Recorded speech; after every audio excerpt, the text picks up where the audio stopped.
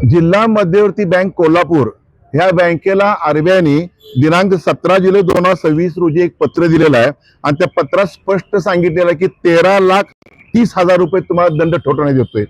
हा दंड का ठेवण्यात आलाय ना आणि आरबीआयने दंड ठोठवलेला आहे तर चुकीचं अनियमितता आणि बेकायदेशीर कर्ज वाटप। ही शेतकऱ्यांची बँक आहे ना, राजकीय अड्डा आहे कुणाचा? हा माझा तो माझा, हा विधानसभेला ह्याचा वापर कर, लोकसभेत त्याचा वापर कर। हा शेतकऱ्यांवर खरोखर अन्याय आहे, शेतकऱ्यांची मोठ्या प्रमाणात फसवणूक आहे आणि म्हणूनच आरबीआयने जी भूमिका घेतलेली आहे त्या भूमिकेला आम्ही त्यांचं अभिनंदन करीन। आणि खरं तर आरबीआयने एवढं थांबून उपयोग नाही, ज्या कर्जदारांना चुकीच्या पद्धतीने कर्ज दिलं आहे त्या लोकांकडनं पैसे वसूल करा। 13,30,000 रुपये जे असतील ते त्या संचालक मंडळाकडे पैसे वसूल करा, तर बँकेवर बोजा टाकून आम्ही देणार नाही, कारण बँकेची इथं कुठेही सभासद चूक नाही आहे।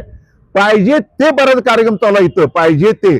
आणि एक आठवण कोण देतो, मध्यंतरी प्रशासक जर नेमला होता आणि त्याच पद्धतीने जर प्रशासक नेमले तर नक्की इथं कोणाचा कारभार कसा चाललाय, कशी लूट चालल्या शेतकऱ्यांची हे नक्की स्पष्ट होईल। आणि माझी विनंती आहे, जर यांनी पैसे नाही भरले तर आम्ही पहिला मागणी केलेली आहे, संचालक मंडळ बरखास्त करा आणि त्यांच्याकडनं पैसे वसूल करा।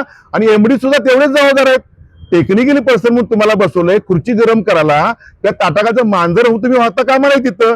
त्यांचा आम्ही आदर करतोय वयाचा, त्यांच्या पदाचा, परंतु जर चुकीचं काय काम करत असाल तर तुम्ही सुद्धा आरोपीच्या पिंजऱ्यात उभं त्यांना करणं गरजेचं आहे आणि तरच इथला भ्रष्टाचार लागलेली घुस थांबेल। त्याचबरोबर इथं कर सल्लागार म्हणून पूर्वी तर काम करत होते फडणवीस म्हणून काय ते सुशांत फडणवीस म्हणून, त्यांच्या पत्नीवर आणि त्यांच्या सहकार्यावर गुन्हे नोंदवून 7 कोटी रुपये ह्या बँकेने दिले आहेत। मग हे पैसे दिले कुणाला, कसे दिले? तुमचा कर सल्लागार होता, तोच कर सल्लागार इथं आहे, तोच कर गोकुळला आहे। ही मिलीभगत कुणाची आहे ह्याची सुद्धा चौकशी होणं गरजेचं आहे। आणि आज त्यांची पत्नी सापडत नाहीत, ते सापडत नाहीत, सगळे ॲब्स्कॉन्ड झालेले पोलिसांना सापडत नाहीत। मग 7-7 कोटी 8-8 कोटी असे वाटतात तुम्ही लोकांना का? तर घर बांधण्यासाठी आम्ही प्रोजेक्टला दिलाय।